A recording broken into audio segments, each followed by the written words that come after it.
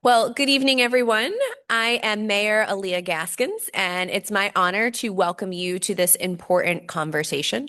I think for everybody in this room, especially for our residents that I see, there's no way you can think about Alexandria or think about the port city as we are known without thinking about our significant and strong connection to the Potomac.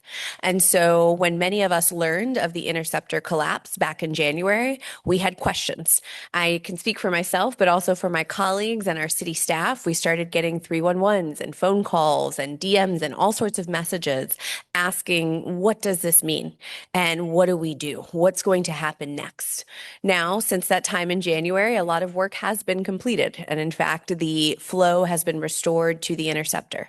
At the same time, there are still many questions that remain. And I think many of our residents want to understand, how did this happen in the first place? What are some of the root causes that we need to better understand? When we say that work has been completed, what was that work? What did that look like? What did it take? And how did it come together? What's the work that remains moving forward? When we hear on the news that we're shifting to a new phase, or now we're focused on environmental remediation, what does that look like? And how do we evaluate the work that is happening? But also, I think there's a larger conversation around, how do we continue to make sure that we have the infrastructure we need in our communities to serve our region, but also what's the ongoing work to protect the sustainability and the health of the Potomac. So that's what this conversation is about. There will be a presentation from subject matter experts to kind of cover some of the topics that I mentioned, but it's also really an opportunity for both residents online and here and in person to ask questions. We want this a space where you can let us know what you're feeling, your questions and concerns, and where most importantly, you can get answers, or at least you can find the person that you need to know to follow up with later. And so with that, I do just want to thank all of the partners who have helped bring this together, particularly DC Water for their partnership and engagement. But I also know that there are a number of other organizations represented here, from Alex Renew, the Virginia Department of Environmental Quality, American Water, I think National Park Service, Army Corps of Engineers. I don't want to leave someone out because it has been such a robust teamwork effort to pull this together. But I want folks to know there is a lot of expertise in this room and a lot of people who have prepared to bring this briefing. And finally, I just want to close. None of this happens without great staff. And so I want to thank the city manager, Jim Parajon, as well as I see our deputy city manager, Alethea Perdeau. I see our director of emergency management, Mark Barberi. I see members of our police department who are here as well. And then Ebony Fleming from our communications office. So thank you to everyone. And with that, I will turn it over to our panelists. Good evening. My name is Matt Brown. I'm the Chief Operating Officer for DC Water. And Mayor, thank you so much for having us here to the community in Alexandria this evening. I appreciated what you had to say about the Potomac River. It's an important and treasured resource. And I appreciate the questions that you asked. We will answer many, if not all of those this evening. So thank you very much for teeing that up. It's really an honor to be here tonight. So I'm gonna go through a briefing and try to answer many of the questions that the mayor mentioned, to tell you about the Potomac Interceptor as well as the incident, and to give you an idea of how we address the break. So first of all, the Potomac Interceptor is a 54-mile pipe. It runs out as far as Dulles Airport. So you see that on the left side of the map, all the way in, crosses the river, and then into the District of Columbia. So it carries about 60 million gallons a day of sewage that is then treated at the Blue Plains wastewater treatment plant that's operated by DC Water at the southern tip of DC. So if DC is a diamond, at the very southern end is where the Blue Plains wastewater treatment plant is located. The asset was constructed in the early 60s by the federal government. The U.S. Congress authorized the law that you see there for funding of the Potomac Interceptor. It serves about 500,000 people in communities down the river, Fairfax and Loudoun counties, the town of Vienna, Herndon. I mentioned Dulles Airport, as well as Montgomery County, Maryland. The break occurred. Oh, and actually, let me point out one more thing. The break location is in red, and the drinking water intakes for the Washington Aqueduct are located. There's one that's located upstream of the break location, and one south at Little Falls. The one at Little Falls, which is south of the location, was not being used when the break occurred and has not been used. At the Great Falls, there's actually two water intakes, and those are the ones that have been in service. And so we can confidently say that drinking water was not impacted at any point because of the break. The specific location of the break was just near the American Legion Bridge. So that's the American Legion Bridge crossing the Potomac River, just along Clara Barton Parkway. At the location, it's a 72-inch pipe. So the asset ranges in size from 30 inches to 96 inches, depending on the location. At the break location, it's 72 inches.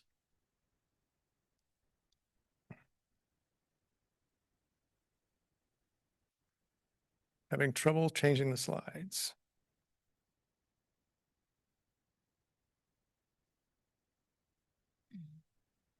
Oh, okay. I'm not sure which way to point it, man. So just a timeline of the events going across the green bar, starting with January 19th. So that was Martin Luther King Jr. Day.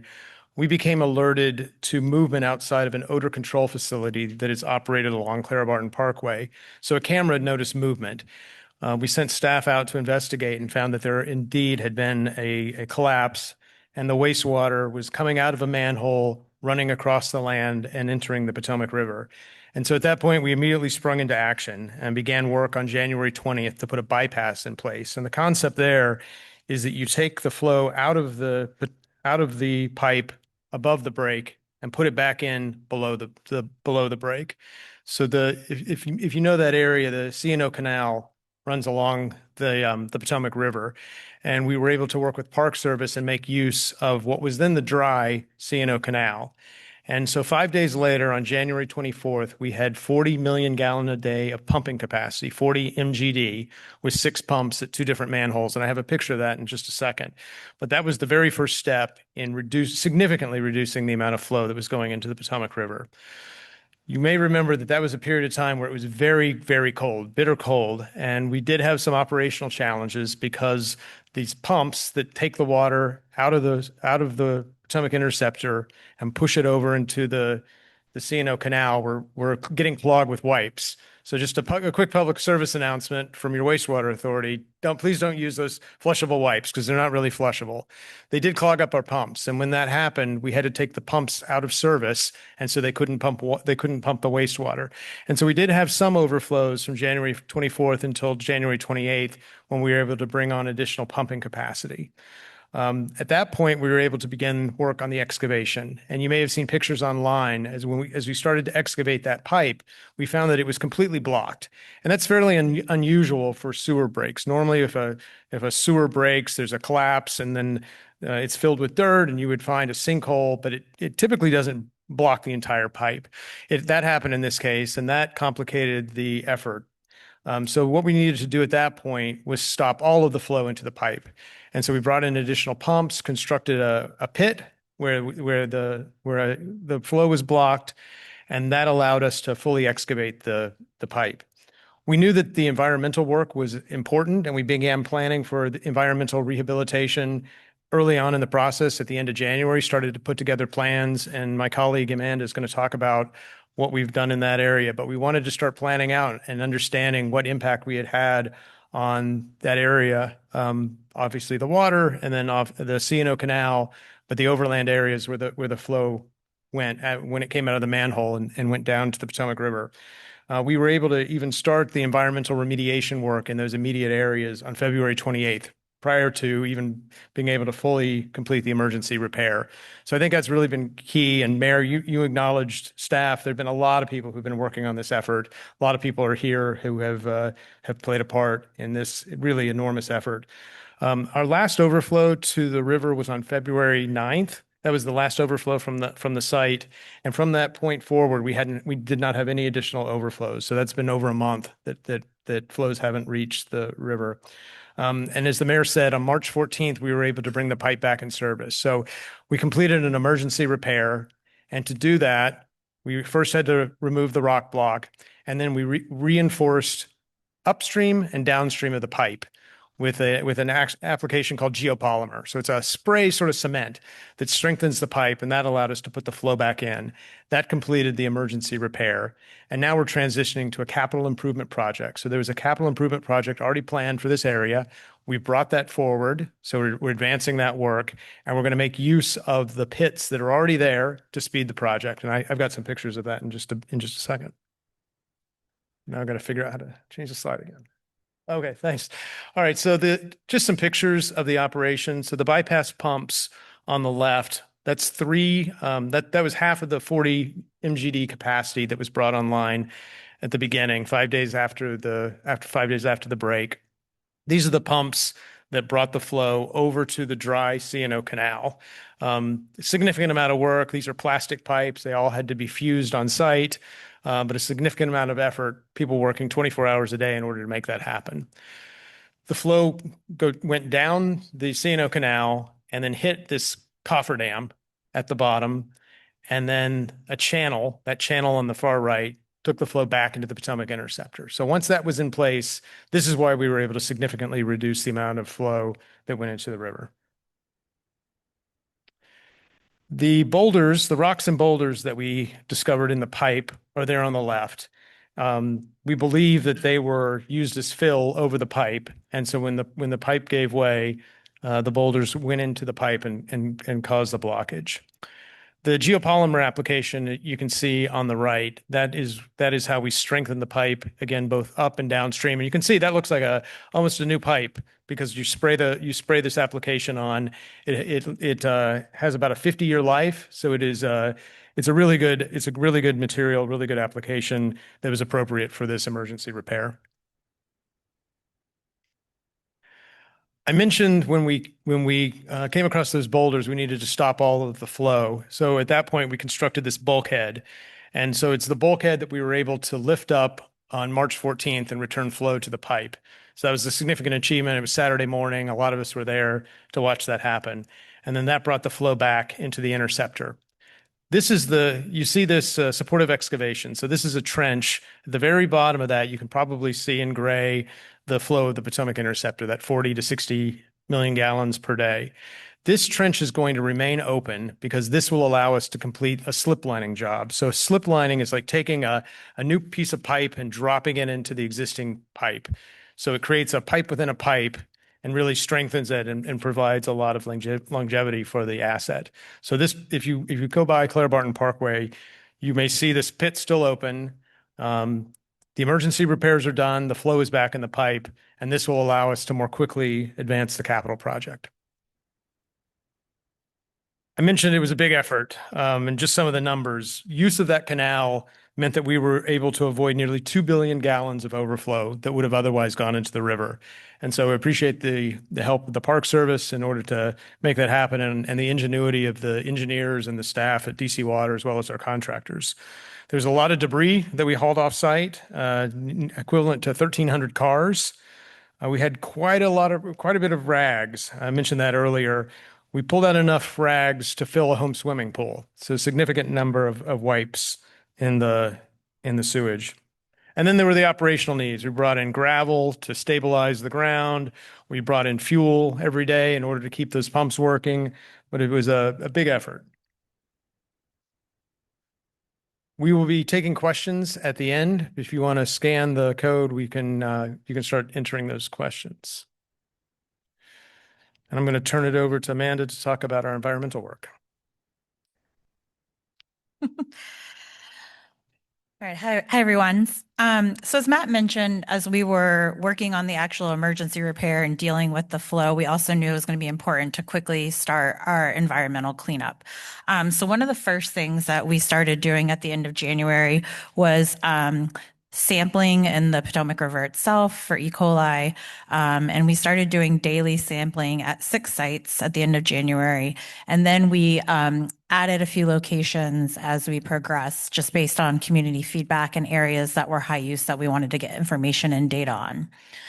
Our results are posted daily on our website. They're also part of a DOE's website that has basically compiles all of the different type of sampling that's happening in the region from folks like us, DOE and EPA, University of Maryland. So you can find a lot of good data there, and you can see the data over time since the overflow.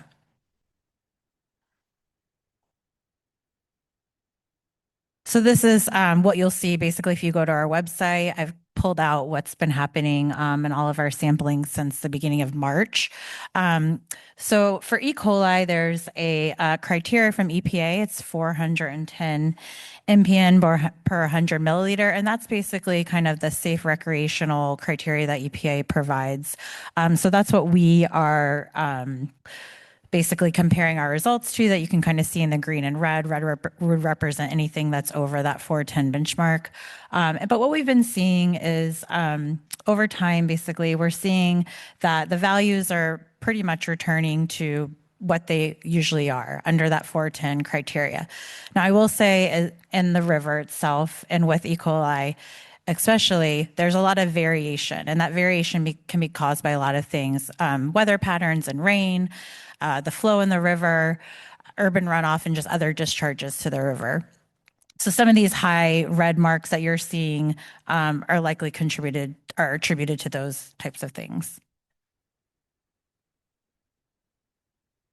And Matt kind of took you through where the break happened. And what I want to talk to you about is the impact areas that we have immediately identified that are right in the area of the overflow. And we've kind of broken them up in 4 different areas that we've targeted at the site itself. So area 1, which you can kind of see in red, is the drainage channel that runs parallel along Clara Barton Parkway. And so when the break happened, the overflow went down that drainage channel, and then it went into what we're calling area 2, which there's a rock run culvert, and it basically flowed underneath that into an unnamed tributary. And then that flowed into the Potomac River, which we're focusing on as area 3. So those are kind of the uncontrolled overflow areas. And then we have area 4, which is basically the C&O Canal, and the area that we used as part of our bypass system. So all of those are areas that we are currently working in, and wanted to give you guys an update on kind of where we're at. So this is the initial cleanup that we worked with National Park Service, Maryland Department of Environment, EPA, U.S. Army Corps of Engineers to develop, getting in there and really attacking what was there, the biggest aspect of what has been there, and debris and waste that you can see. So for area 1, we've basically, that area has been divided up. So we have federal government assistance right now. And so that area 1 was divided up between DC Water's contractors and EPA's contractors. For the area that DC Water is working in, kind of the western area, as of today, we're complete with all of the initial removal and the temporary stabilization in that area. The area that EPA is working on, they're getting very close to being completed. Probably by this weekend, they'll be done there. For area 2 and 3, that was the responsibility of the U.S. Army Corps of Engineers. They've also completed their initial cleanup and temporary stabilization in those areas. And in area 4, as of last weekend, when we actually got the bypass back into the PI, we started draining the canal, and we're starting there with cleaning and sludge removal. So those are kind of what you would look at as the initial get everything out, start to clean it up, start to stabilize phase. And then we'll have more activities that we'll be doing in the coming months that will be part of that permanent stabilization. EPA has been taking soil sampling collections in all of these areas in area 1 and 2. And so that's going to help us determine kind of when we're done with the cleanup. We're expecting a lot of those results to come back in the next week or so. And then we'll know if we need to do any other actions in those areas, or if we can go ahead and get to that final permanent stabilization.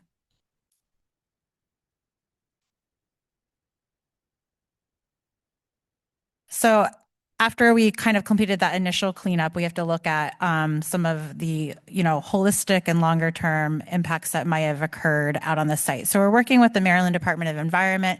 They've asked us to put together a comprehensive impact characterization. So we'll be just making sure that we've done the right thing and that we've completed all of the cleanup needed to restore things the way the agency would like to see them. So we've been meeting with them regularly, and we'll be working on getting that plan to them and the public in the coming month. We did bring on an environmental expert that's helping us to develop that plan as well. Kind of just to give everyone an idea of our cleanup efforts. So these are photos from area 1 and 2. You can see on the left just kind of the magnitude of the debris that was left and some of the ragging that was there after the overflow. And so we went in and did the cleanup efforts. A lot of it was manual raking, manual picking things up. We used some small equipment to get in there. We didn't want to impact the environment any more than we had to. So, and then we did this temporary stabilization, the matting that you can see that's out there now. And again, please feel free to add some of your questions using the QR code. Thanks.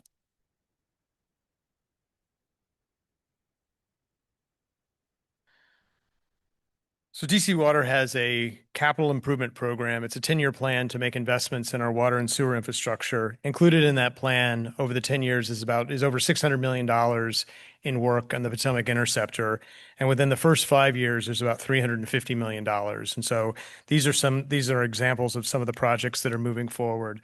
The first two lines at one point were a single project. So it was 10,000 feet of pipe rehabilitation using a combination of methods of that spray geopolymer I talked about, as well as slip line. Because now the pipe is open and we have access to it, we're advancing that project by about a year. So we're going to start that slip lining and geopolymer project as soon as the pipe is manufactured in here. It should be about a month. So we'll be starting that in the spring. Then the next project is the remainder of the locations to get to the 10,000 linear feet. The method there will be geopolymer. And then there's some other projects. The third one is in Fairfax at Broad Run. The last one is in Cabin John. But there's a lot of work to identify the areas of the pipe that need to be rehabilitated and then to address those areas through the appropriate method.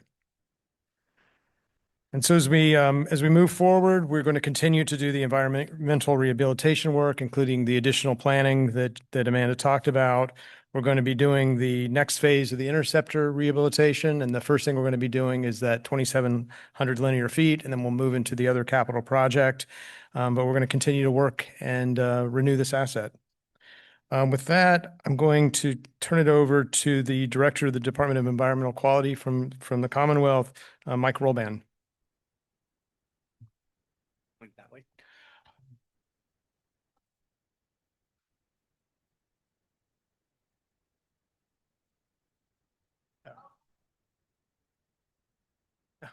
We do.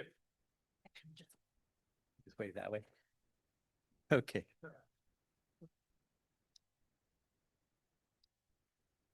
And I'm not sure which I'm doing. Sorry, I'm trying to figure out how to get this coming. Are you doing it or am I doing it? Okay. Well, while I do that, my name is Mike Rolban. I'm the director of Virginia's Department of Environmental Quality. So probably some of you are wondering, why am I here? And I'll tell you about that in a sec. But first of all, I want to just, number one, thank DC Water for doing a fantastic job. I know when you're sitting and thinking and looking at the dirty water and all the things in the media, you might not realize they did an amazing job. They actually got in there and 5 days later stopped this flow of the sewage. And that is a huge deal. It's a big pipe and it's a lot of water coming through. It's hard to imagine 60 million gallons a day. So with that, and now I'm going to try to advance the slide, or someone just did for me. Okay. What does DEQ do? So number one, the reason that I'm here is because a lot of citizens and elected officials were concerned that DEQ is not looking and testing the water in this river. Now, there's a lot of reasons. One was a regulatory reason that, believe it or not, the Potomac is owned by Maryland and DC. So we don't have any regulatory authority over the river nor over the pipe. Okay, we obviously do contribute to this through different local authorities. We also are a member of the ICPRB, the Interstate Commission on the Potomac River Basin, and that group is also involved, and we're a member of that. And actually, Justin Carl from Alexandria Renew is just appointed to their board. I'm also on their board. And so our first thing is we wanted to investigate and respond to the concerns of what's going on in the water quality in Virginia, and particularly, well, the Potomac River and how it affects people living in Virginia. So what we did is collect environmental data. We have two staff here that were at the table, and they're I can't see in the sun and the light. Richard Doucette is the director of our Northern Virginia office, and Justin Loy is the head of manager of all our environmental collection services.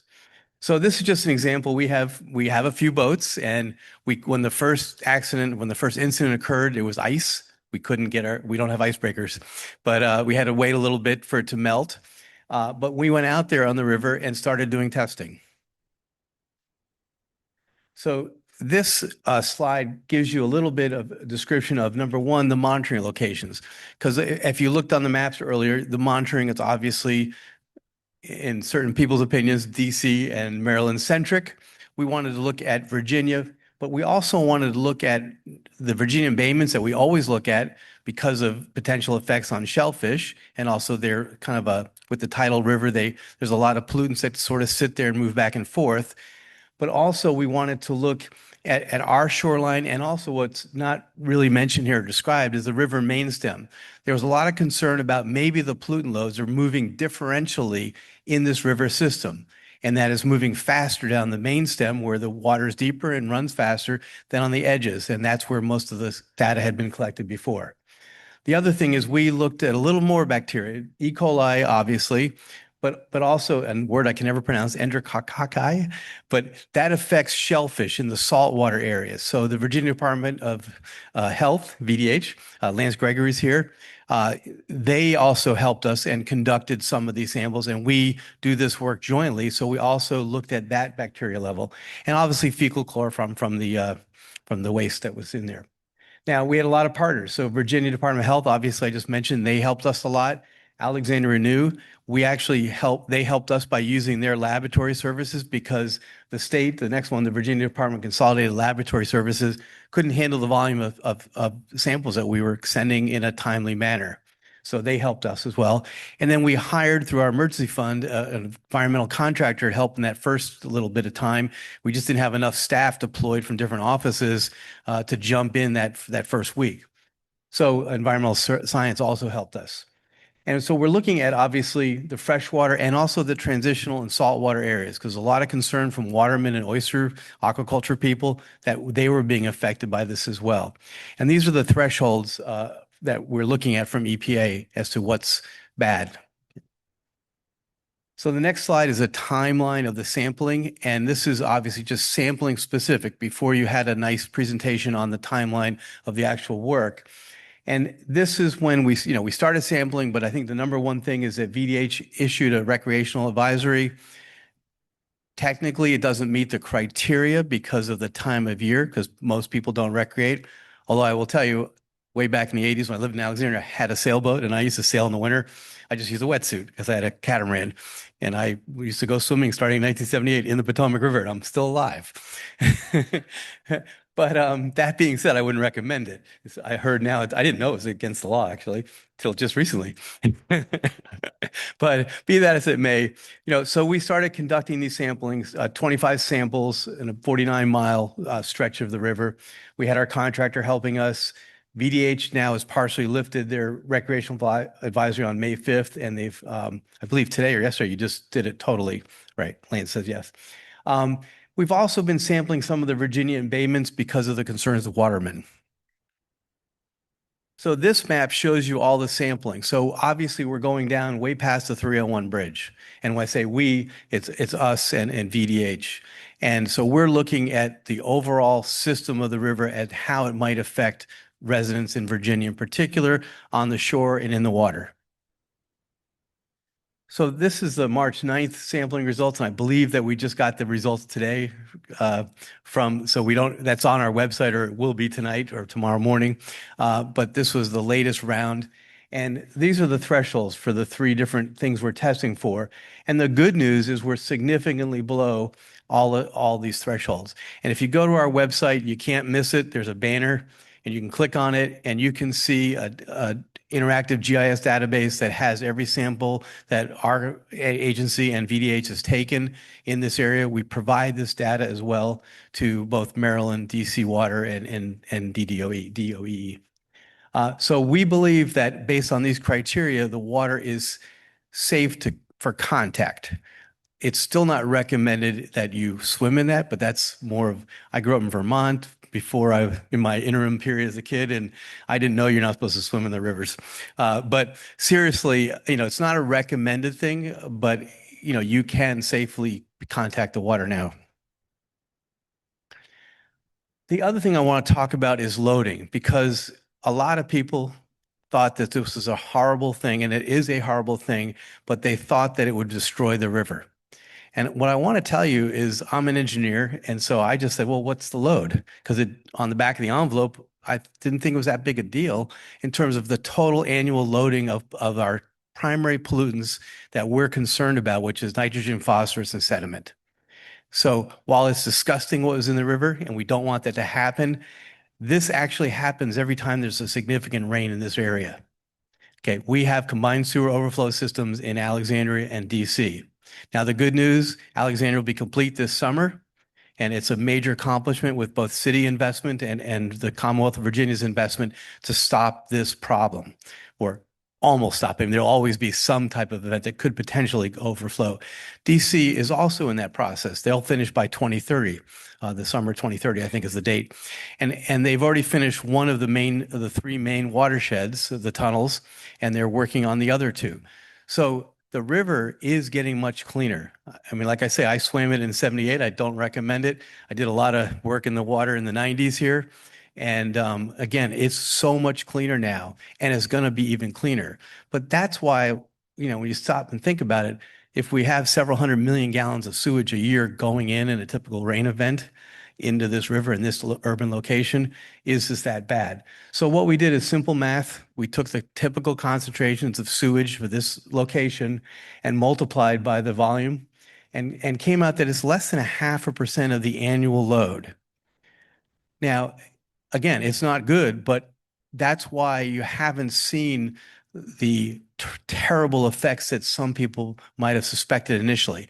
Now, obviously, it's much worse at the actual area where the sewage is entering, but as it goes downstream and gets dissipated, it gets diluted. And if you had basic civil and environmental engineering class in junior year, you learn about dilution as a solution. Well, things have changed. We don't practice that as much, but still dilution does help, and that's what's helping in this river. So this is just a graphic where we took the total load, which is the little green dots on the bottom, and this is to scale.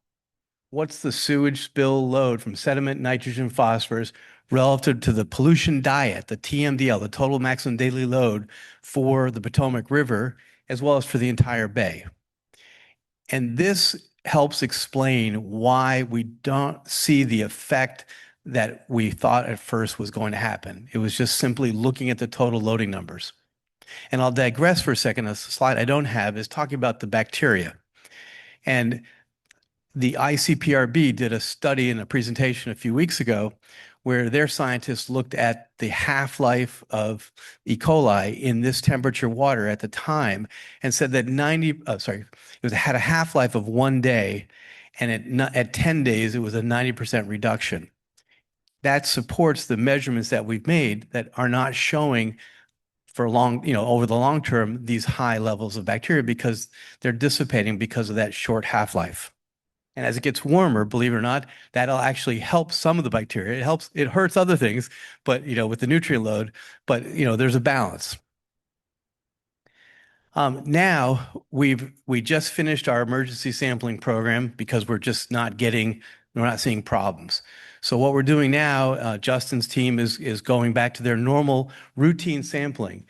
That this data is all available, and they're going to put it on our special website page for a while, just so people are interested.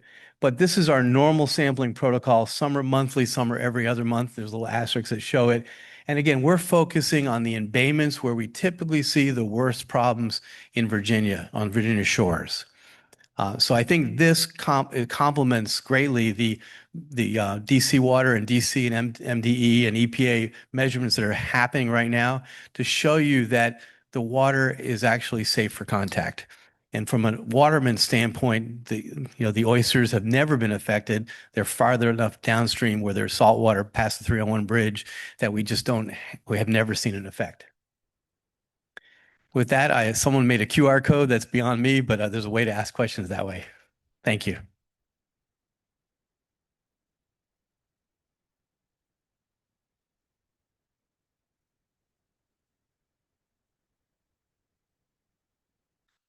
All right, now's the time that we're going to hear from you and some of your questions. So we'll keep the QR code up here.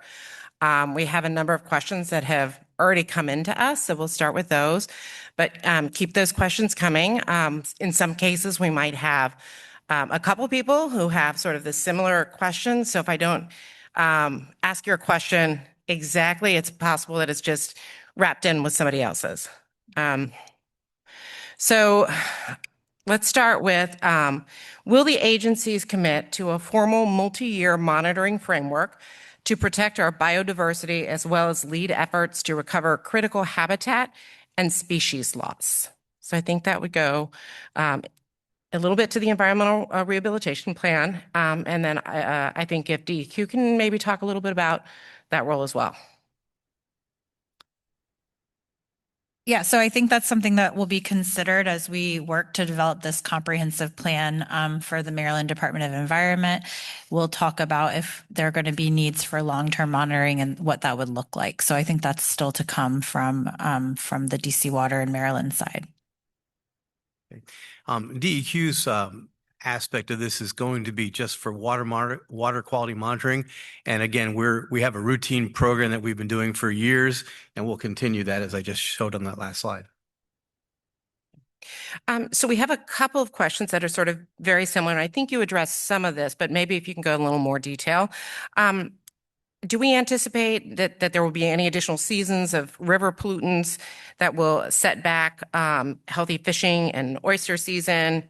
Or, what the impact has been on recreational fishing and consumption of bottom-dwelling fish at Roosevelt Island, 4 Mile Run, Washington Sailing Marina, the Alexandria Waterfront, Jones Point, and Dyke Marsh. So if DEQ could also address that, and I don't know if the Department of Health might want to say something as well. I should mention that we do have some of our other subject matter experts in the audience. So if there is a question that would be better directed to them, we do have somebody with a microphone who will come around to you. We would just ask that you turn around so you can address the audience with your answers. So I'll turn it over to you. Thank you. I'll take a stab at this, and Lance is here to help me if I need, or Rich or Justin.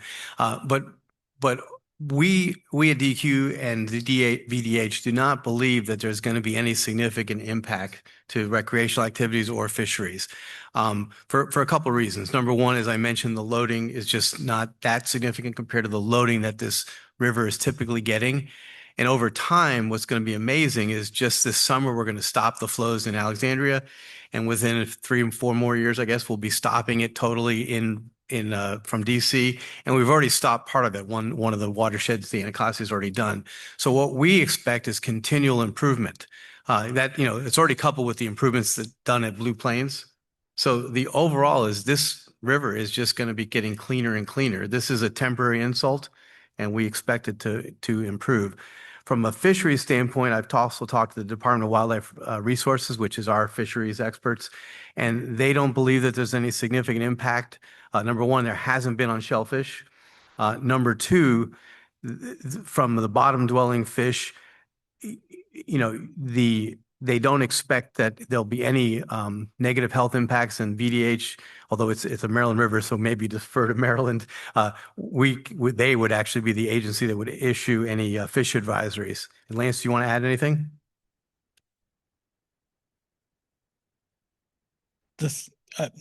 Thank you. Lance Gregory, I'm the Office of Environmental Health Services Director for the Virginia Department of Health. And just following up on the fish advisories. So I did want to point out, we do have some fish advisories for PCBs and tributaries to the Potomac, but those were in place prior to the spill. We have not issued any additional advisories as a result of the spill. And just echo Director Rolband's comments on the shellfish industry. Our sampling, we've had two sampling runs and found no impacts on Virginia shellfish. There was a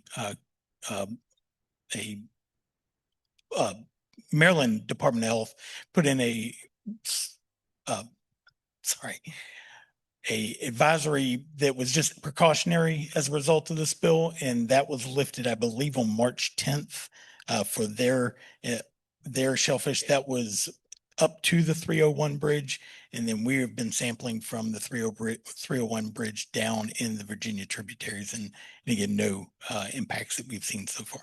Yeah. I want to add one more thing to Lance that he triggered in my brain. I believe our subject matter experts at our table have a map of bacterial TMDLs. So in the majority of all the rivers that and embayments that flow in Virginia into the Potomac, we have TMDLs, total maximum daily loads, for bacteria levels. So if you're going to eat that fish, you need to wash your hands, and you need to any cutlery or cutting boards you use that handle the fish, there could be bacteria levels on it that are not healthy for you, and you need to cook the fish. 165 degrees, I believe, is the temperature. So though all that pre-existed, and the other reason for all these problems is that this is an urban area, and lots of people have dogs and cats and all sorts of other animals. They don't pick up all the stuff, and when it rains, this washes into the rivers, and this is never going to be a river like where I grew up in Vermont, where you could just drink out of the river. So you have to be careful and wash your hands. So on that note, just as a follow-up, because it's probably on the minds of a lot of people here, when you're talking about the safety of the river and its impact on the fisheries, for a lot of people, it's okay. So I'm going to go get those oysters and I'm going to eat them, or I'm going to buy that blue cat and I want to eat it. What do you tell people who maybe aren't as trusting of the science and whether it is safe?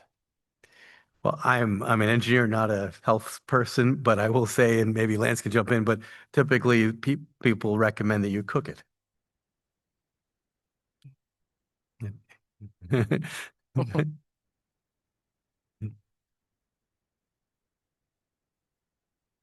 Sorry, just to follow up on previous sentiment. Our oyster samplings, our saltwater sampling, that's a ongoing process. It's not just because of this event that we're doing that sampling. We do that at least 6 times a year. We typically try and do 8 to 9 times a year in each of the growing areas. And so that's something we're going to continue to monitor. And so we're looking not just at data from this event, but also data prior to, and seeing that there's no impact and that it's consistent with the data that we saw prior to the event. So that's kind of our science behind saying that these products are still safe to eat. And Thank you for the that. other thing to add is whenever there is a sewer spill, because unfortunately they do occur, not from DC water, we have a fair number of smaller ones that occur in Virginia, relative, more than we want. We immediately report that to VDH, our sister agency. We do testing immediately. They actually report to the Maryland Department of Health, and MDE typically calls me and vice versa. I mean, we're all connected, working together to protect people's health. Okay. So I know that you mentioned that you weren't seeing anything in sort of your main trunk sampling, and that you did have areas that have always been sampled as a concern for you, one of those being 4 Mile Run. So someone was asking, is it safe for dogs and humans at the kayak skiff launch there? And what measures are being taken to make that safe? And when do you expect it to be safe? Well, I believe it's safe right now based on our measurements, and Richard, would you like to add anything, or Justin? They're looking at each other. I mean, all the measurements that we're on our website right now show it's safe. Okay, that's great. I'm Justin Lloyd with Northern Regional Office, and my team has been sampling. And just to echo what Rolband said, yes, it is currently, our data is under the limits, the 410. So I would say it is safe to go in the water there. Yeah. And the only thing is, just because it's safe today doesn't mean next week there's a rainstorm and it's not safe. So we typically you will see numbers at 5,000 instead of 400. after a rain event in some of these areas. So you have to pay attention. Is there a recommendation after a heavy rain as to when, how often or how soon somebody can have contact with the water? Either one of you guys or MDE? Sure. It's recommended if the water is turbid to avoid going in at bacteria levels are typically higher. So you want to wait for the water to clear up. And at that point, it would be safer to enter the water, but there is always a risk. It's an open body of water with a lot of sources. And at any given point in time, something could be in that water, regardless of when we sampled. But waiting till the water is clear is the best thing to do. And then avoiding going in if you have any open cuts, wounds, sores. Tim may be taking a shower, rinsing off after going into the water to make sure that there's nothing lingering on your skin. Thank you. So we talked a little bit about this earlier with the nutrient loads, and there are concerns that have been raised about algal blooms in the summer. So can we talk about what steps are being taken to minimize any sewage sludge along the river bottom? So I'm wondering why DC Water doesn't get more questions. But, but in terms of algae blooms, so in the freshwater section of the Potomac, algae blooms are typically driven by the higher phosphorus loadings. In the saltwater section, it's driven by the higher nitrogen loadings. What we believe is that when you look at the total loadings from this event, they're not that significantly large. And it occurred in the winter. So by the time the summer heats up, when you see more algae blooms, this should be totally dissipated. It already is basically dissipated. There will be areas up or closer to the break where there's obviously solids that potentially have deposited that could contribute to some more localized algae blooming. Unfortunately, the best thing for the algae bloom is to wait for it to dissipate and understand that the algae blooms are dissipating because of the amazing investments that DC Water and Alexandria are doing already to stop the combined sewer overflows. So the total loading is going down and down and down. And I think over time, we just don't expect seeing a problem. And compared to what it was, like I say, when I came back in 78 to work, the river was green all the time. And the algae mats were hard to swim through. Mm. And There you go, swimming in the river again. But, Even when it's green. what can I say? I didn't know about these recommendations. Not supposed to do that, but and I survived. So you also shouldn't worry so much. You don't want to go in with open cuts, but you should wash afterwards. And it's we don't recommend this, but you're not going to have people just dying left and right because of what happened. It's just a relatively insignificant event compared to what the river sees all the time. So along those lines, and I think for DC Water, if maybe you could talk a little bit about your plans as far as sediment testing in the more direct areas impacted. And then the question also, perhaps to DEQ about, whether you feel the need for any sediment testing and reporting in the Alexandria area for the residents here. Yeah, so we have heard a lot from the community, especially in Maryland, closer to the overflow site, about how much they use a lot of these areas and take kayaks in and wade in. And so, we want to make sure that people feel comfortable getting back into the river, especially as it gets warmer and everyone wants to be back out doing what they did before. So right now we're looking kind of at an initial assessment where we would look at some of those high use areas and look at the sediment there and, try to make people feel comfortable that there isn't a concern. So we're developing that plan right now. We'll be working with Maryland and the public to finalize that and get out there and do some of that initial work. And for DEQ, do you feel that I know you kind of talked about it again with the loads, but, is there a reason that you feel for sediment testing down here in the Alexandria area? Well, we don't believe that there's a need to do it, but if, the river is actually owned by Maryland, so if Maryland and DC, are going to do it, it's not going to hurt anybody to do that. There's a little strip of subaqueous land in front of Alexandria that due to a lawsuit settlement, I want to say in the late 80s or so, that the city actually owns. But, so there could be a little area of Virginia that you could do some sampling, but we just haven't seen any indicators. So we're going to defer to DC Water and Maryland for that testing. Okay. And there was a question for Alex Renew about what you saw in the water that you had coming through and any contaminants and what you sort of saw as this incident transpired.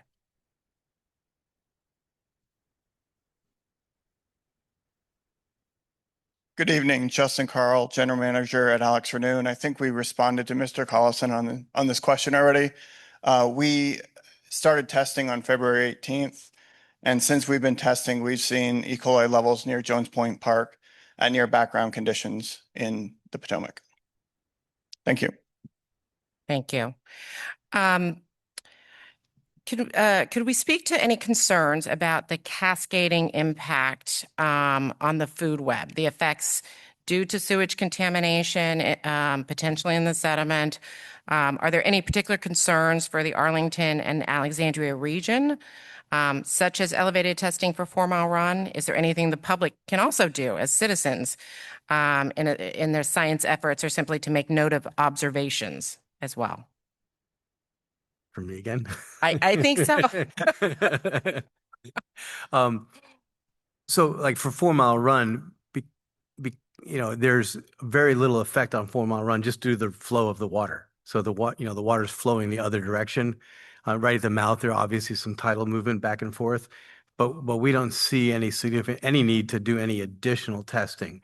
There are citizen group testing, typically through stormwater conservation districts, that do additional testing, and DEQ does give grants to fund some of this testing, and we collect that data as well. So testing is always good. We're just not seeing a problem. But again, like in 4 Mile Run and some of these other areas, when it rains, there's high bacterial levels, and that's why we have a bacterial TMDL, because there are problems, and it's not caused by the sewer, it's caused by the land use. And the land use, it's something that we as people could control a lot of it, because a lot of it comes from basically our pets. Sometimes it's geese, and there's resident geese issues that we have other problems with. And it could be the fertilizers and chemicals that we put on our lawns and our landscapes. But the sewer in this area, compared to, I've learned a lot in the last 4.5 years that going around parts of Virginia, there's a lot of Virginia that wishes they had systems as good as we have in Northern Virginia. All right. So this goes to, I think, DC Water next. So we'll give you a little bit of a break. There might be something in here for you. Will there be continued water quality monitoring through the summer? Will DC Water do any comprehensive ecological assessments of the river? And are there worries that the contamination from upstream has settled again into the sediment here downstream? And I think you've already addressed this, but they were asking about what kind of precautions should residents continue to take, especially as we go into the summer and more people are actually recreating on the water. So we'll start with DC Water. Sure. So right now we are doing our daily water quality sampling, and we're planning to continue that at this time. I'm not sure how long we'll do that for and at what frequency, but it is something we're going to continue doing currently. In terms of I guess the impacts that could be settling here downstream. I think, Mike did a really good job of explaining that is probably unlikely. The river flows at the time of the overflow event were pretty low. And then we had the frozen patch, and then the river levels basically increased pretty quickly, and they're still at a pretty high level. So I would imagine that is not going to be an issue. In terms of the, I guess, ecological impacts, I think that's just another aspect of when we look at this kind of whole characterization that we're doing for the state of Maryland. We'll look at kind of what needs to be done, if anything, in terms of that. Right. And I think this one will go for you, Matt, here. There's a question asking about, who is responsible for the spill, and do we know anything more about the root cause and what actually happened here? Yeah, thank you for the question. Couple things. We're looking into the root cause, and one of the things that our board has done is there's an independent assessment that they have asked for, in order to understand what particularly happened at this location. This is a very old sewer pipe. Sewers, unfortunately, do sometimes fail. We don't like it when it happens, but sometimes they do. It's often caused by corrosive gases in the sewers, and so that's why we have capital improvement programs to work to identify where there are issues and then to address them. I mentioned earlier that this section of pipe is part of our CIP and was scheduled to have some work done. Unfortunately, the collapse happened prior to us being able to make the repair. We had made a repair upstream at a more critical location, and that was completed in December and January. But it's a fair question and something we want to know the answer to. And so that independent assessment that's being done at the direction of our board is going to help us look at the various inspection reports that we had and how we use them. Going to look specifically at the root cause of this specific issue, and then also look at our prioritization efforts. I mean, we want to learn. We never want something like this to happen. It unfortunately did, and so it's an opportunity for us to continue to learn and to do better. And sort of a follow-up on that, we have a question asking about, what will DC Water do and its partners as we proceed through this to ensure, that there aren't any other failures in the interceptor. So what's the plan? What's the coordination? And also to make sure that it doesn't impact drinking water in the future. Yeah, thank you for the question. I mentioned during my presentations, we were doing a lot of things at once. So the very first thing that we were trying to do was make sure that we could stop the flow of the sewage into the river. We started working on the environmental work. We started the testing locations because we thought it was important to provide information to people. Another thing that we started doing is we sent out crews to start doing additional inspections of 22 areas that we thought were likely to more likely to have issues. So the sewer pipes don't degrade at the same rate, and so there are areas that we took a look at and are processing that data. It's coming back, and as it comes back, we're reviewing it. If there is a situation that indicates there is an emergency, we will immediately deploy. But we are re-inspecting, starting with there's about 22 areas that we deemed might be that we thought were important to look at. And then we're also starting at the beginning of the pipe at Dulles Airport, and we will be doing the inspection. So there's two kinds of inspections that we're doing. One, we're looking at the interior of the pipe to understand what the conditions look like on the inside, and then also measuring the thickness of the pipe. So using those two things together to help prioritize. Again, if there's something that we find that indicates an emergency, we're going to deal with it immediately. If there are high priority areas, we'll start working to make those repairs and as we need to. Yeah. And you talked about the capital improvement plan, 10 years, $625 million. We do have a question, and I'm going to turn this over to Kirsten Williams about how that is going to be communicated with the public. Thank you, Sherry. My name is Kirsten Williams. I'm the Chief Administrative Officer at DC Water. And I think these are moments where we want to educate about our capital improvement plan, but we don't just start with moments like this. Certainly, as we are going out and talking about our rates, and we're doing community engagement with our advisory neighborhood commissions on different projects, be it our Lead-Free DC project or any of the opportunities when we're in the community, we're always talking about the value of water so that there is a connection to what investments that you all are providing to us and how we reinvest those back into the community.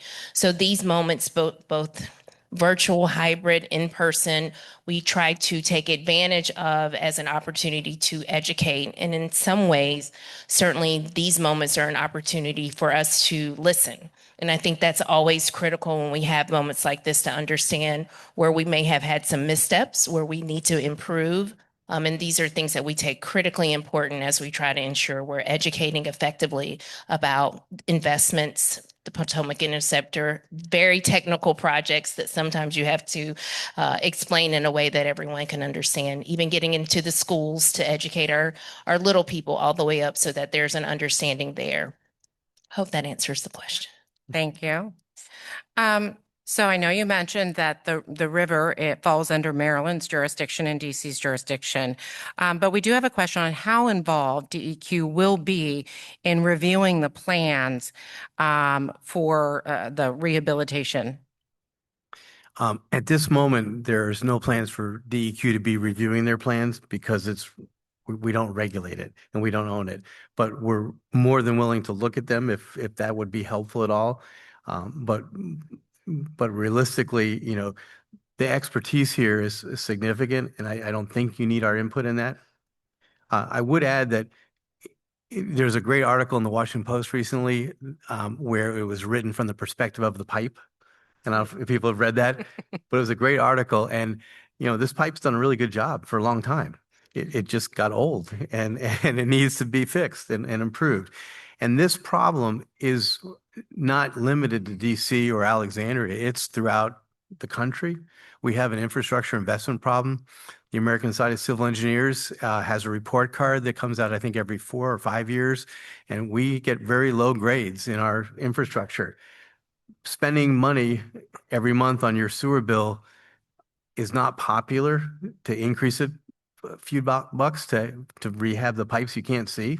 And that's a collective problem of our society. Throughout the Commonwealth of Virginia, we have investment needs that we're trying to find funding for. DEQ funnels a lot of money, a few $100 million a year in typical years, from the General Assembly and from the federal government to different localities for these types of projects. And we could use much, much more money.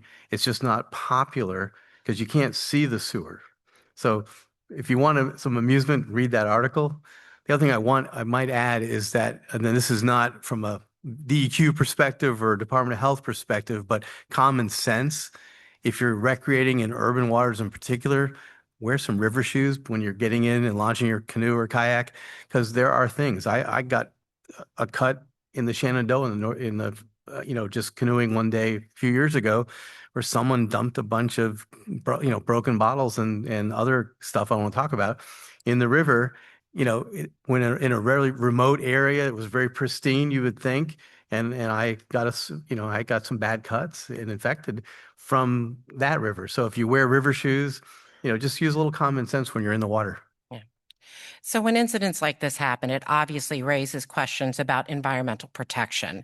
And so one person is asking, that there is legislation pending in Congress to amend and loosen the National Environmental Protection Act, among other environmental protection laws. So if these changes are implemented, will this affect your agency's future efforts to try and manage pollution in the Potomac in an event like this? Do you want to take that? Or you want me to, or both? I'm not familiar with the legislation. Well, but there's a lot of disagreements over the NEPA legislation, but in this case, from everything I know secondhand in this particular project, the NEPA process is very long and slow, and it's actually delayed these improvements. So it cuts both ways. Yeah, one of the challenges we have, this was an asset built by the federal government in the early 60s, and we don't have easement for the asset. And so in order to do work, we do have to go through a process, obtain permits, permission from the owner. In about a third of it is the National Park Service, and that does add time to the process. If you're the federal government and you're building it, you don't give easement to yourself. But when this was turned over to DC Water, we'd not receive the easement, and so there is a process that we need to go through. I think as Congress is looking at ways to help communities, and will tag on to what you said. Funding for infrastructure is really at an all-time low. The amount of money that was available years ago was significantly higher. We did have a boost with some of the bipartisan infrastructure law, but those funds are nearly spent. And so we've got a lot of old infrastructure. One of our engineers who does not live in the District of Columbia and does not live in Virginia, I won't tell you where he lives, but he was leaving. He was trying to get out of his driveway to come to this event tonight, and there was a sewer collapse in his neighborhood, 30-inch sewer. So I just think it makes the point that this is a problem that exists across the country. Thanks for that. Are there any tributaries that have been impacted by the overflow of sewage beyond the Potomac and the larger named tributaries? Maybe Amanda or Matt, if you want to talk about what you're looking at in the Maryland area, a little further up, and then DEQ if you're looking at anything in those tributaries, elsewhere. Yeah, I don't think we've necessarily seen that impact. I mean, we have a small tributary that's at the overflow site that leads to the Potomac River, obviously, and so that was impacted, and that was part of our cleanup efforts. We're doing things on the site like sandbag diversions and pumping in order to just mitigate any potential extra contamination from reaching the river as well. And then I think our water quality sampling is really showing that we're not seeing an impact with the very low levels we're getting kind of throughout our sampling locations. Same thing. We're just not seeing any impacts to our tributaries in Virginia. Okay. I do want to mention we've only got a couple more questions left here. So just a reminder, if anybody has any more questions, please use the QR code. Not that I want to keep like a lot of questions coming, but if you have any more, please do the QR code and send your questions in. So this is for the Washington Aqueduct. And do I understand they're here or we have a representative here? If not, I think that we talked about it earlier. It was indicated that this did not affect the water supply. And can you confirm that there were no impacts to the Washington Aqueduct water supply and what makes you confident in that? Sure. So one of the first calls we made when this event occurred was the Washington Aqueduct. We wanted to understand which intake was open, and we confirmed that they were the two intakes that were above. So they're far above the break site. There is an intake at Little Falls. It's typically used in the summer or as needed in the event that it has been open when there are pollutants that come down the Potomac River. So if there's a fire. At one point several years ago, I hope I'm remembering this correctly, but there was fire foam that was being used and it was in the river. And so the aqueduct was able to open one intake and let it pass and then open the other intake. The Little Falls intake is typically used in the summer. We confirmed with the Washington Aqueduct that it wasn't open, hadn't been used, and wasn't used, hasn't been used for the entire incident. And again, the last overflow that we had was the first part of February. Okay. I might add to that, the ICPRB is advocating for additional funding to have supplemental backup water supply. One of the ideas has actually been talking to maybe having DC water treated to potable water standards. In Virginia, we drink the water in the Occoquan Reservoir that in the summer, 90% of the flow in a dry year comes from our USO sewage treatment plant. We treat it again, obviously, but that's a possible solution. They're looking at potentially new reservoirs, additional reservoirs. There's I believe a budget amendment or a bill in Congress right now where they're looking at trying to get some money for the Army Corps to study different alternatives. In Virginia, we have a lot of smaller systems that obviously don't have that capacity, but we have a fair number of cross connections. So we've had emergencies like a year and a half ago, a big fire in a fertilizer facility. We had to shut down the water. Well, the firemen washed 700,000 gallons to put out the fire to wash the nitrate fertilizers down the river into a drinking water supply. They were able to shut that plant down, do a cross connection to another town's facility and get water to people that way. The more we can do that and pay for that, having these redundant systems, the better.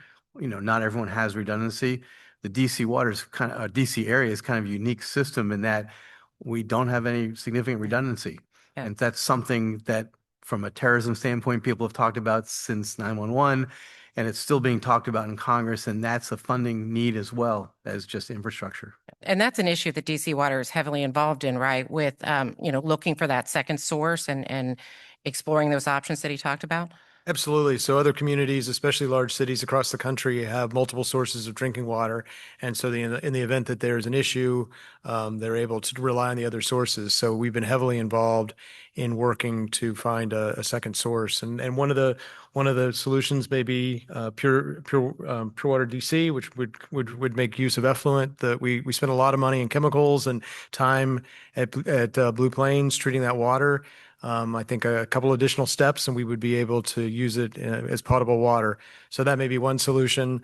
But we're concerned because not only because of possible contamination in the river, there have been warnings about low flows because of climate change. So it is something that we have our eye on and we're working towards. Thanks. Well, we're getting into the cost of everything and who's going to pay for it. So we have one question asking about, since Virginians will be paying for its capacity on the PI under the agreement with DC Water, shouldn't DEQ take a more active role in reviewing the remediation plans? That's a great question. Right now, our position is that the regulatory authority for the river is MDE, and they're the lead for reviewing that, as well as DC. But we're willing and able to help and review in any way possible, but we don't have any regulatory authority to do so. So it's voluntary. We're ready to volunteer. I will also mention ratepayers are important. Ratepayers in the district, ratepayers in the region are important to us. And so the Mayor Bowser reached out to the president and asked for disaster declaration in order to help with some of the funding. The first declaration that the president declared made us eligible for $5 million of direct federal assistance. And what that means is that it was able to fund the U.S. Army Corps of Engineers and EPA to come start doing some of that rehabilitation work. And so that is funded 3/4 by the federal government, and then there's a 25% match from local government. We've also have been gathering the costs of the full incident. So right now we estimate that the cost of dealing with the emergency, as well as the environmental that we have scoped right now, is about $20 million. We've added that plus the cost of the capital improvement project. So that's another 30 or so. And so we've asked for a disaster declaration for a full, it's just over $50 million. And so that second piece has not yet been declared. But we do have we are concerned about ratepayers, and so we've taken those actions. Okay. The Potomac River Keeper Network has been very involved since this began. And on March 9th, they issued a report about some testing on sewage they believed, or what they believed was sewage leaking from a culvert coming out of the canal and into the unnamed tributary, and then carried into the Potomac. The question is, was this leak ever addressed, and what are you doing to investigate the source of that? Yeah, sure. So we're definitely aware of the data that the Potomac River Keeper put out, and as part of that area that the data came from was under the Rock Run culvert that then runs into the unnamed tributary. So the canal flows on top of the Rock Run culvert. So we were observing some dripping and some flow that was coming through the culvert and then going into the waters underneath the culvert. As part of our cleanup plan in that area, we had always planned to do the sandbag diversion and pumping. So basically right downstream of the culvert, we were installing a sandbag and a pumping system that anything that was coming under that culvert would then pretty much not be able to go into the tributary and go into the river. So that was something that we were doing basically at the same time that this report came out. And now that we've gotten the flow out of the canal and the canal has pretty much started to drain, we can actually go in and inspect. Once we get all of the sludge out and then the soil up, we'll get down to the clay layer of the canal, and then we can be able to kind of inspect what was going on there and where that water would have been coming from. Okay. So we've talked a little bit about the environmental rehabilitation, and during that process, you mentioned that you have removed vegetation and brush and things from this area. So have you looked at, what the wildlife impacts will be beyond, say, nutrient and bacterial loads with their natural environment being impacted, and what are their potential impacts on aquatic life?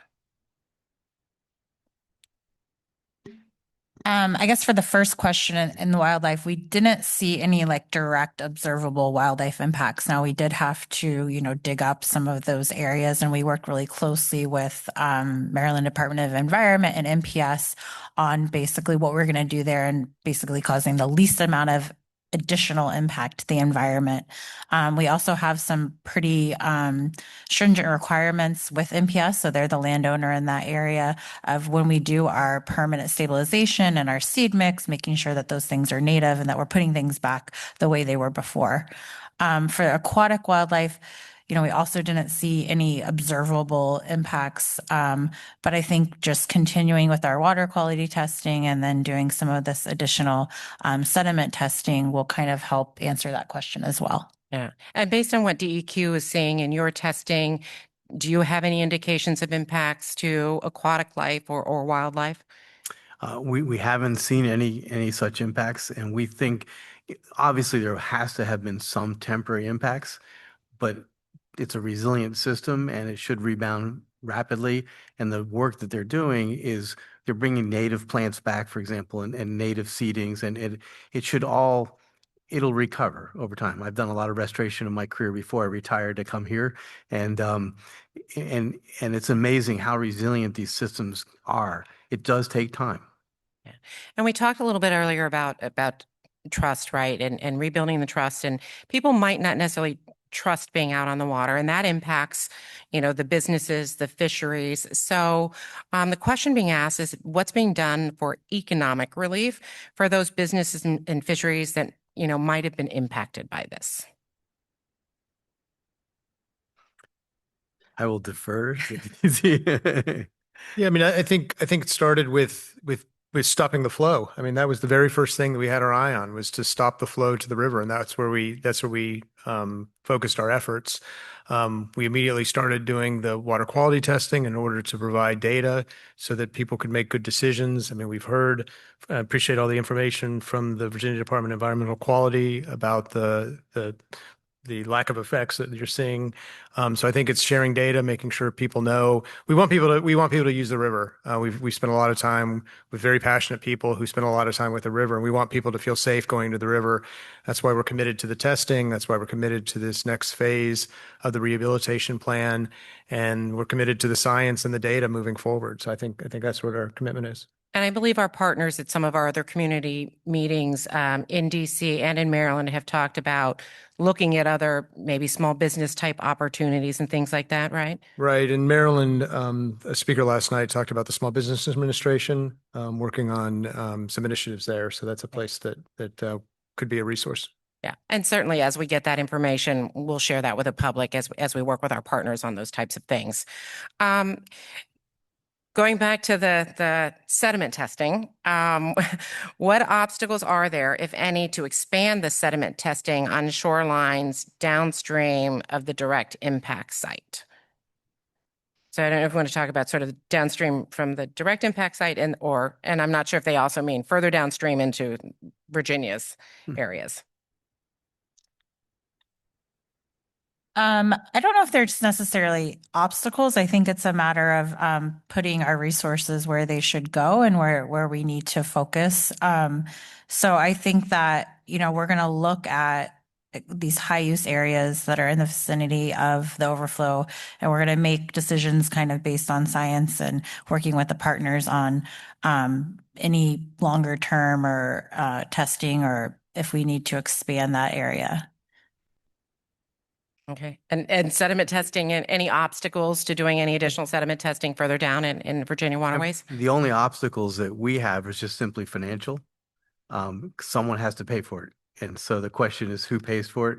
If DC Water pays for it, they have to charge their ratepayers. And some people, there's a balance between spending money and getting benefits from that expenditure. So that's really the biggest issue. And balance with what your results have already seen, right? Exactly. So our surrogate results of testing haven't shown any significant issues. So it's hard to justify where, we have to take the money from somewhere. We only get a certain budget. And so we're going to have to just take it out of some other program and some other testing. So at DC Water, Kirsten Williams here talked a little bit about public outreach in DC. And as we all know from this experience now, it's DC Water is not just DC. Mm-hmm. We have our partners in Virginia as well as Maryland. So as you look at these projects moving forward, who will lead the outreach in Virginia? Is that something you want to address as well, about communications and outreach? Kirsten Williams. No, I think you said it perfectly. This has been an opportunity where the regional approach is really critical. I think when we have aligned ourselves, be it through boil water advisories or other efforts where we are required, when we know we share media outlets, we share a lot of community organizations and events that require partnership. I don't think it's always most important about who's leading. I think it's about partnership and collaboration and being early to partner and share information and understand what the concerns from the communities might be or what you're hearing versus what we're hearing and how to share that information. So I don't know that leading is quite the most important aspect, but it's also most critical to partner, identify who can share both the best information, because sometimes we recognize, as we've learned with this effort, that having third party, most trusted sources is also another critical impact to sharing information critically. So I think it's a multi-pronged approach and not necessarily who's on first, but how we best partner. Thank you for that. I just want to mention I have one last question. It's a little bit of a whopper, but if somebody else has another one, please get that in right now. If not, we're going to end on this last question. So throughout this whole process, I think it's been quite an education for a lot of people in understanding that the Potomac River might not be as pristine as a lot of people thought. Through this process, it's gotten a little bit of a bad reputation. So how do we fix that and make sure that people are really informed? So I'll leave that to, I'm not sure who wants to answer that. How do we fix the reputation of the Potomac River right now? Well, I mean, I'll say one thing. I think that continuing recreational activities in the Potomac River is a big thing. Having bass fishing tournaments, just having and encouraging these different activities on the waterfront in Alexandria. I mean, it's amazing last 40 years how nice it's gotten. Places like National Harbor in Maryland, you just, again, you just can't imagine what that, you just wouldn't go there in the past. So I think just continuing what we're doing in terms of our recreational economy and our water-based economy is critical. The continued communication between our different agencies and the ICPRB is also another way to keep out the good word. And I think you have to understand that people, there's a fair number of people that are concerned about the Potomac right now. But, I've been in Richmond mostly because of the General Assembly, and no one even talked about the Potomac River till just recently. They were concerned about a jet fuel spill in Hampton Roads on the JFK aircraft carrier being refueled. And so and that was 5,000 gallons of jet fuel, which is bad, but compared to 240 million gallons of sewage, it's not comparable. So it just depends on people's perspective. So I think all our agencies just have to continue to keep up the media in terms of, our information, our websites, our public releases, telling people that what we've done to clean up the river. And this river is so much cleaner ever it's been, and it's going to get even more cleaner in the next few years. So I'll turn it over to DC Water. And Matt, DC Water has the Clean Rivers program, which you talked about a little bit earlier. So I think that's a big component, is it? Yeah, I think it's continuing to talk about those efforts. I mean, I think that many people may not know we've spent in DC, we spent $3 billion on the Clean Rivers program. So there are, I mean, the equivalent of CSO would go into the river during a big rainstorm, as was released during this event. And I think that is the thing that we've been working on for a long time, and we'll get there by 2030. But $3 billion, and then talking about the successes there. And then I agree with what you said about it's a partnership. I mean, it's all telling our stories. One of my colleagues was driving to work today and sent me a picture. He probably shouldn't have been driving and taking the picture, but he sent me a picture of a crew team out on the Potomac Rivers, which was very comforting to me, which meant that they've been looking at the water quality data and making decisions based on that, and have seen that the E. coli levels as an indicator of water quality are within normal limits now. We do know that you're not supposed to swim in the Potomac River. They're in the District of Columbia. When it rains, there's all these other pollutants that come in. But I think we've just got to keep telling the story and reminding people of the work that's being done. Sort of lead by example in a sense, and you're also working with the kayak and I got an invitation last night to go out on a raft or a boat or something. I'm not a water person, but I'm going to go. All right. I'm going to come with my camera and take pictures. So, and maybe Justin, how much money has the city of Alexandria spent now on your CSO program?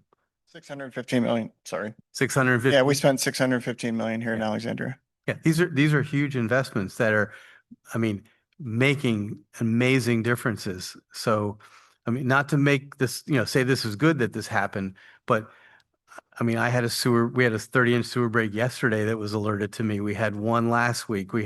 This happens all around the Commonwealth of Virginia all the time. We've got it, and it's almost always an investment issue. It's an old pipe that broke, and we're just not spending that money to reinvest it. But the key is rapid response, and that's what you saw here. Yes, it took 5 days, but when you look at 240 million gallons, this is a hell of a pipe. Yeah. Yeah. And about 2 billion kept out of the Potomac by that bypass system, right? All right. Well, I think this is about time to wrap it up, but I'm not going to wrap it up for you. I want to invite DC Water's CEO, David Gaddis, up to close things out. But thank you very much for answering all our questions. I'm sorry it seemed that DEQ was on the hot seat tonight. But it was very educational. We really appreciate it. Thank you. Thank you.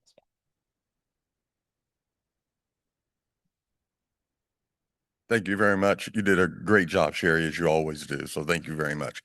Let me first of all, let's give a hand to our subject matter experts tonight. They did a fantastic job. Amanda, Matt, Mike, I'm going to take you on the road with me. You did a fantastic job, and I truly appreciate a lot of the things that you said. So thank you very much. I want to thank Mayor Gaskins. I don't know if she's still here or not, but for hosting us tonight, and Alexandria Renew. Thank you all very much as well for having us tonight. And I also want to make sure that I thank our board member, Mr. Harrington. Thank you for being here and supporting us this evening. I don't know if we have any other board members here this evening, but I know that we do have Team Blue in the house tonight. So I want to thank Team Blue, our operations team. Mike, you said it best. They did a Herculean job.